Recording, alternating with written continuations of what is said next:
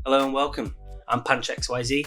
I create everything and anything for web, print and video. Today we're going to be talking about how you should be preparing your artwork for print when starting your own clothing company and the processes you need to put into place before you put pen to paper. The designs I created for my first clothing company were absolutely garbage. They were trash.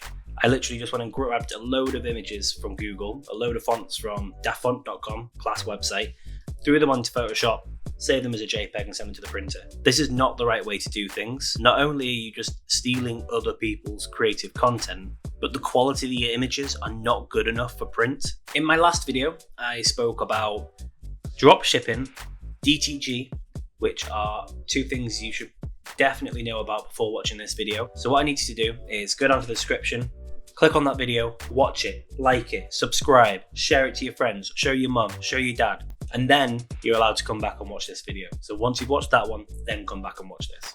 Are you gone yet? So let's cover the basics that you need to understand when preparing artwork for print. First, there's PPI, second, CMYK, and finally, vectors. Vectors, crazy. So PPI stands for pixels per inch. So when you're setting up your file on Photoshop or Illustrator, you need to make sure that you're setting the PPI as either 300 for when you're creating something for print or 72 when you're creating something for the web or for a video. Every 300 or 72 pixels makes up a physical inch. This makes it a lot easier to understand how clear the image that displays on your computer screen is going to appear once printed. Next is CMYK. Really grim colours. CMYK is grim colours. You can't achieve everything that you achieve digitally. You just can't get that printed because we're trying to physically recreate digital colours that we see on a screen. And after that, you have vectors. Vectors are the load of lines and curves which connect together on points to make images that can be stretched to any size you want. So when we understand PPI, CMYK and vectors, we can make the greatest shirts that have ever existed. So what I've done, I've made an absolute trash design. I drew it on a piece of cardboard with a Sharpie just about half an hour ago. And I've taken a picture of it on my phone. I've emailed it to myself, and all I'm going to do is throw it into Illustrator, make sure I set the document up as a 300 PPI, set the color space to CMYK, and then trace it. This week's design is keeping in line with the Valorant hype, and it's a tribute to Summit 1G, who seems to be getting pretty frustrated with everyone who is not using the correct features when displaying reruns. How many 24/7s are on this category? So as you can see, I have hand drawn this terrible design that I'm going to place into a document that has a setting of 300 PPI and a CMYK color space. Now you can use a template for this, so just click on the A4 sheet of paper. You can see it already sets it up for us, so we can just jump straight into that. So I've got my logo or my design in there, and what I want to do now is I can use something called image trace at the top. And what this basically does is it figures out where the white background is and the black like drawing, and it separates it, traces it, and it turns it into shape layers. What I need to do after that is get rid of the white box around all of the drawings and select just the black section, because otherwise if you try and print it with the white box, when it prints it will have a printed white box around it, and you want it to be transparent. The only thing you want to be printed is the black font. And now that's vectorized, I can make it any size I want. When you've finished editing your design, you got it ready, we want to go to File and Save As, and save it as an Adobe Illustrator file. This can be used for print, it can be used for screen printing, for vinyl cutting, and also DTG. You can send that to our printers and they'll use that.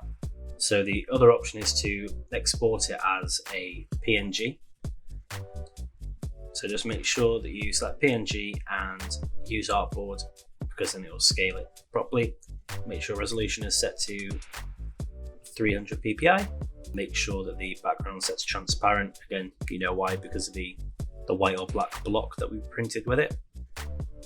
And simply click OK. So what we'll do now is I'll demonstrate just how it looks on Printful when you're uploading it, so you can see the difference between the two designs, and so you can see how it recognizes the PPI. Go to product templates just like last time and create a new product. Just go with a t-shirt, quick and easy. It's going to be a cheapskate, low to high, but it's gilding, my boys. DTG, drop your design in, and we just need to upload our design that we've just created. So we'll take the PNG first, just so we can show you it recognizes the PPI, or probably on here will be DPI because of print. So there you go, you can see we've got a good printing quality of 300 DPI. If you scale it bigger though, it will go down in quality. It's still good, it will still be good enough for print, but you want to try and get it to that 300 if you can keep it there, because that would be real crisp. It takes a little bit longer to upload because it's bigger files. That's why it's scalable.